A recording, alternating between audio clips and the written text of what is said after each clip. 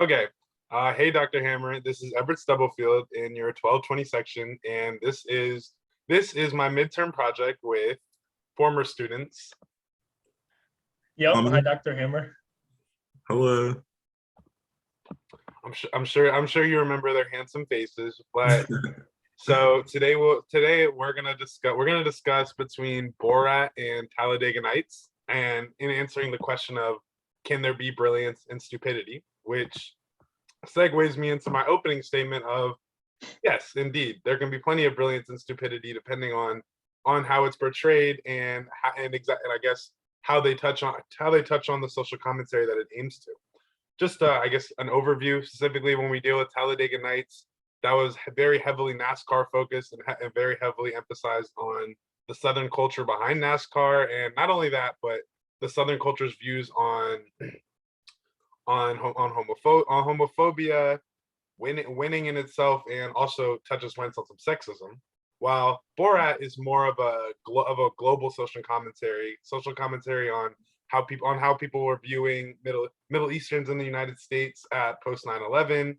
Also it was almost a hyper an exaggeration of some of the views of underdeveloped countries in the Eastern world, and basically just seeing how they clash in how those views clash in westernized societies such as the USA in probably the most boorish and overplayed ways that I've ever seen in a movie. Now, I guess what would y'all rather start Totally up to you. Happy to go either way. Yeah, on? I feel like there's a lot to go with Borat. So how about we start there? sounds You good. know, and Borat are very very animated journalists from Kazakhstan. The Kazakhstan in the movie that was kind of grossly portrayed in the sense that like it just well, I feel like the first thing that to mention with it is the anti-Semitic views of them. Like in the beginning when they were showing like some race in it, and I think it was like Run from the Jew, and it was some guy in a Jewish mask that portrayed every single Jewish stereotype ever, which I will say, like, to start a movie, like I definitely didn't hold my view that like the stupidity can hold brilliance in that scene, because not only that, like looking up the historical context of it, Kazakhstan was a pretty big haven for Jewish people to flee to during the Holocaust. And at one point in the movie, Borat even says like, "Oh yeah, the Holocaust was such a high point in Kazakhstan history," but he means it in the sense that in an anti-Semitic way, but really it was a high point in their economy and in their population growth because so many of them migrated there, which I just thought was odd. It was very odd to pin it that in that way. Right. I think Borat does a great job of kind of using the Holocaust to sort of pick at some of the problems with US culture. I know there are a lot of people who deny the Holocaust in certain parts of the country, and that was alluded to in the second movie of the Borat franchise. And I think it's just crazy to see how the Holocaust was something that happened 80 years ago. It's not ancient history. So Sacha Baron Cohen does a great job of explaining how crazy it is that people deny it and the fact that there's still anti-Semitism. So yes, it's a comedy, but I think digging below the surface, it's really neat, to see how Sacha Baron Cohen, a Jew himself, is able to make fun of that, but really it kind of shares his disappointment in a lot of Americans. Mhm. I didn't know Sacha Baron Cohen was also Jewish. Yeah. So it's That really interesting to see him kind of like really attack the anti-Semitism in society today. that's interesting. You know, Yeah. I actually didn't see that. I like that sound. I saw like I mean, you kind of opened my eyes to that. Like I saw it. I kind of watched it and just thought like, oh, okay, that's very weird, aggressive anti-Semitic comedy. But like I didn't really know it was kind of. I guess its device is to kind of mirror that. Is to mirror it and show like a little bit. Oh, I guess exaggerate how it's viewed in some Western societies in some social circles, which is very very interesting. I didn't really think about that. Yeah, thanks. Something we talked about when I took the class is that certain cultures are able to like make jokes and like pick at aspects of their own culture without it being offensive and can even be like seen as humorous. what do you guys think? Do you think like a lot of his like anti-Semitic like comments and kind of jokes would be like tolerated if he himself wasn't Jewish? Or do you think it'd just be more taken as like the whole movie, like the movie as a whole is supposed to be like satirical and it's comedic? But do you think that like if he wasn't Jewish, a lot of this would be able to fly? I think the fact that he's Jewish does make it fly if you know that he's Jewish. So like I happen to know. So to me, I think he's a good agent for this Yeah. type of satire.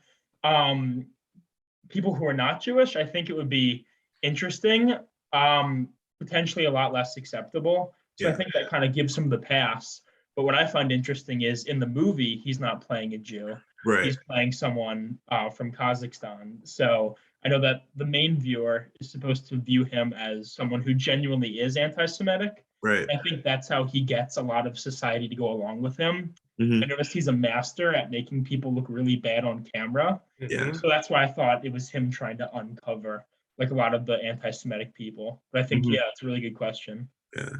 That like, and one thing I didn't know about the film before watching it was that like I didn't know it was supposed to be, I guess, kind of quasi real. Like some of like a lot of those interviews were just regular people on the street.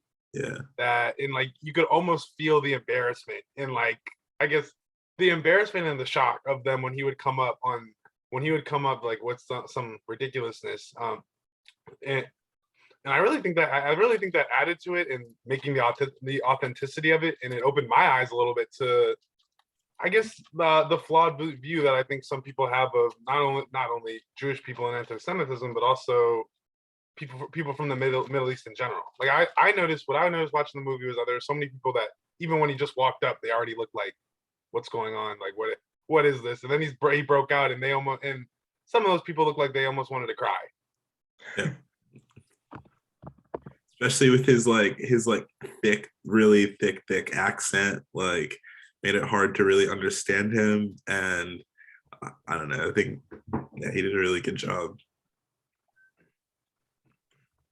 Like overall, I thought the film's use of humor was, I guess I watched this when I was younger, when it first came out, and I think for a younger audience who's like very just uninformed, that humor you only see at surface level. Like when I watched it, I guess this second viewing of Borat was totally different than my first. The first one I was just like, oh, that's ridiculous. They're wrestling naked in an elevator. That's crazy. Or this and that. But like this time I kind of saw, I saw these anti-Semitic views. You see the vast difference between a lot of Western culture practices and Eastern culture practices. Like when he makes it to California and he finds, I forget the woman's name from Pamela Anderson. Like he tries to kidnap her. Yeah. Oh, right. I guess that's kind of the device of humor. Of course, in I don't know if exactly in Kazakhstan, but I know in a lot of like a lot of countries in that region, arranged marriages are a thing, and like I guess female subservience, especially at the time, was a bit more pronounced. Right. Now, again, I don't think that there would be anybody who would legitimately come to the U.S. to actually try to kidnap Pamela Anderson, as you saw. But I think that ridiculousness is what really opens the eyes to people of the vast differences and practices between cultures. And right. But at the same time, I do feel like the radical humor almost, it kind of discounts it a little bit, because of course, like nobody's gonna that extreme isn't gonna happen, and it's kind of hard to view that. It's hard to view those practices as good when you see it portrayed like that in the cinema.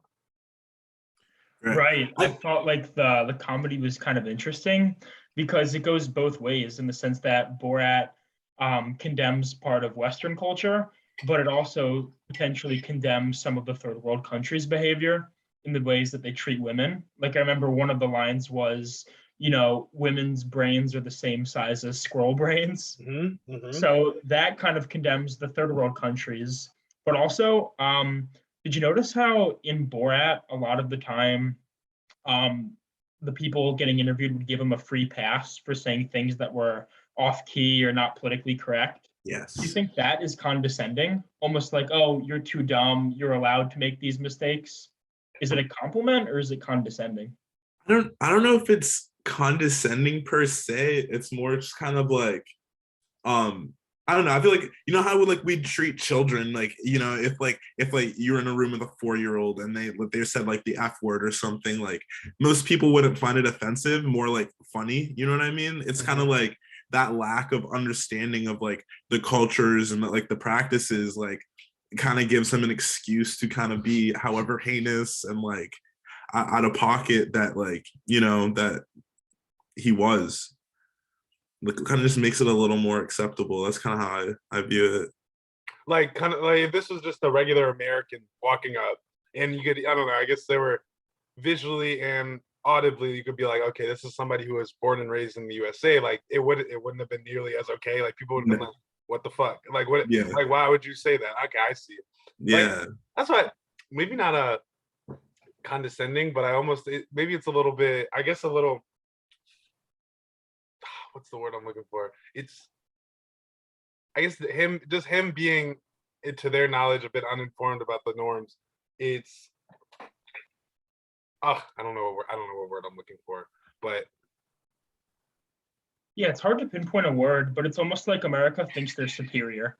So they assume that someone from a third world country doesn't get it, and that's okay. So they're going to culture him, they're going to teach him. I think it just kind of it demonstrates that Americans feel superior to Borat. Mm-hmm. I think you definitely see that when he's hitchhiking to Los Angeles and he gets in that bus with all the frat brothers from South Carolina.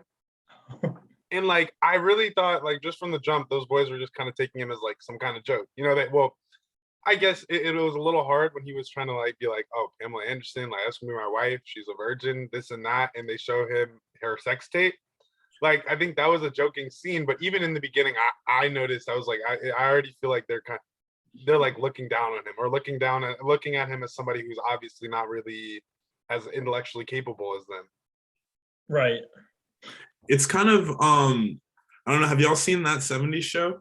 Mhm. Fez, Yeah. the foreign exchange student, and like he has a thick accent, doesn't really speak English. Like a lot of the times, like the group would kind of do things like mess with him and kind of in condescending ways because like they knew, oh, he doesn't really understand, he doesn't understand like the culture, he doesn't understand the language, stuff like that. That's kind of how like the frat brothers are doing Borat.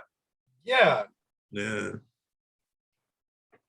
Now, I guess just transitioning over, like, you know, Borat, I almost feel like Borat was you're looking at American culture through a lens from Eastern societies, while I thought Talladega Nights was more like we're looking at American culture, specifically in the South, because the South is like the thing mostly surrounding NASCAR. We look at American culture through through an American lens. Yeah.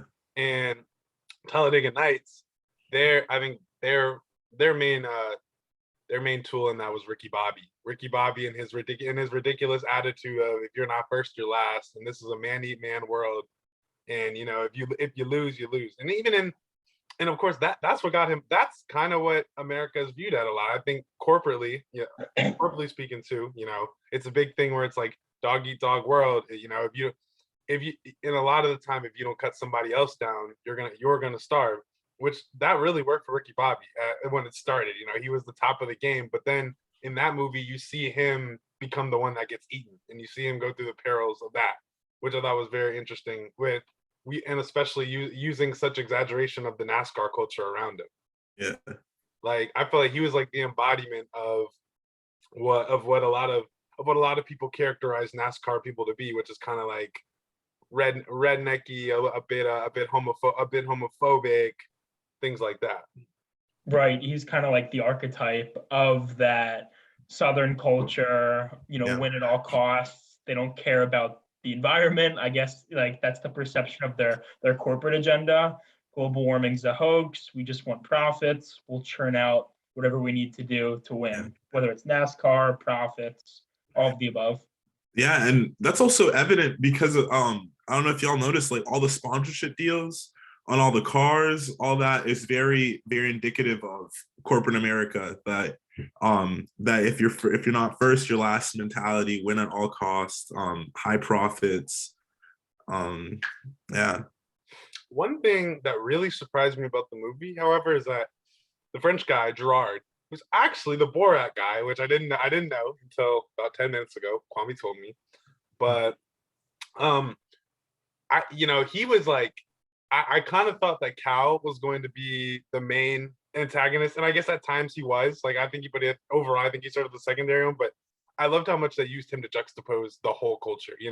He was this guy who he wasn't last. He was first for a while in front of the great Ricky Bobby, but he was this like flamboyantly gay Frenchman who was drinking tea when he was driving and reading, and of course, and I did think that there was some symbolism in the fact that Cal was represented by Wonder Bread, Ricky Bobby was Old Spice, and this guy ended up being Perrier. Yep. And but one thing that interested me about that is that he wasn't. It kind of ignored the stereotypes and typical views of the South that I thought it was going to go into. Of like, people would be like, "Oh, he's a gay driver. We don't like him," because I hear there was a lot of uproar in Southern theaters when this movie came out. But instead, they kind of idolized him because he was a winner. Like he followed the, if you're not first, you're last, and he was first. So all of America loved him. Everybody, which I guess like in terms of the tone of the movie, I did not expect that. It's actually interesting. Another like aspect of Southern culture, I would say, like football. Football and specifically like Black athletes. A lot of the times, like, I feel like when these athletes are doing super, super good, super well, all they get is praise. All they receive is praise. But then when they start to falter and they don't perform as well, they get a lot of racism directed towards them. You know what I mean? So like, with Gerard, people ignored his kind of homosexuality because of how well he was doing and how good he was performing. But do you think that that would change as, at the end when Ricky Bobby beat him? Do you think that like people would start to actually recognize like, oh, okay, maybe this guy's gay, maybe we shouldn't let him do NASCAR, stuff like that? Like, what are y'all's opinions on that?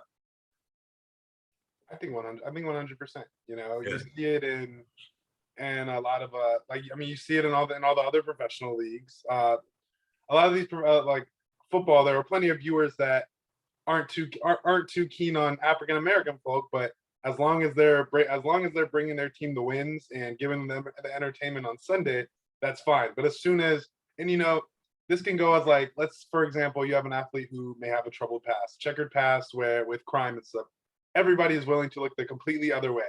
You see millions of athletes, or not millions, but tons of athletes, Tyreek Hill, Ray Rice, they do heinous acts against their wives, Adrian Peterson, against their wives, their kids, while they're in their prime, giving them the yards that their team needs.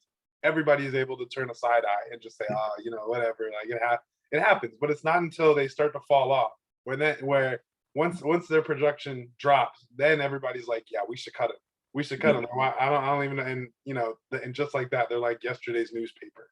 Yeah. So I definitely think if there were to be like a Talladega Nights 2 and Gerard was not performing to the peak of what he was doing in the first movie, he definitely wouldn't be as significant, and he definitely would not be looked at as I guess this icon that he was in the movie for that second. Yeah. Yeah, and I would happen to agree. I think it kind of speaks to the point we started with, which was corporate greed. If you're bringing in fans to watch you perform, if you're bringing in revenue for the company, for NASCAR, for the NFL, you almost get a free pass. So your performance and your function and how you bring in money is what matters first. Your vices or your personality is separate. I remember Michael Sam, one of the first openly gay NFL players, when he was a top prospect, he was still getting all of the scouts there. But when he got to the NFL and they realized, okay, this guy's not great, it was so easy to cut him and say, oh, he's a distraction. Same thing with Kaepernick. When he was a Super Bowl contender, it was fine. But when he started to fall off around his, late 20s, early 30s, once again, he was just a distraction. Mm-hmm. Right. Another thing that I noticed in the movie was that just the very apparent sexism. Specifically speaking with forget her name, but it was Ricky Bobby's wife. So we'll just call her Miss Ricky Bobby. She was this whitewashed blonde, like kind of model thing. And the big thing was her boobs. And I say that because at the end of the movie, and at the end of the movie, when Ricky Bobby is now with his assistant, you know, they're together, and after he wins the race, she comes up to him and is like, "Hey, like now that you're a winner, I can take you back." Da da da da. He's like, "No," he's like, "No, sorry, I'm with her. Like you had your chance." And then this really got me was when she said, "Can you really run away from these?" And she lifted her shirt.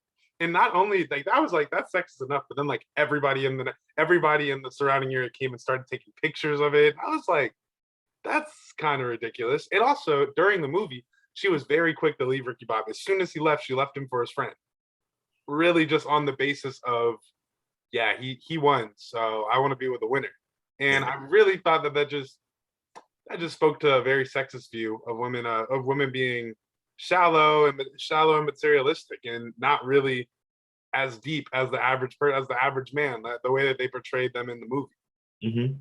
which I mean, I found that distasteful, of course, because it's sexism. That's very distasteful. But using the humor of that, like, you know, I definitely laughed at it. It made me see that in a humorous way, but I was still able to recognize like that's not okay. That's a very poor way to view women, to portray them in it. Because even how the way he met her, like the way he met like his first wife was that she flashed her breasts, like, you know, while he was giving like a press conference or something, said, "Marry me, Ricky Bobby." Mm-hmm.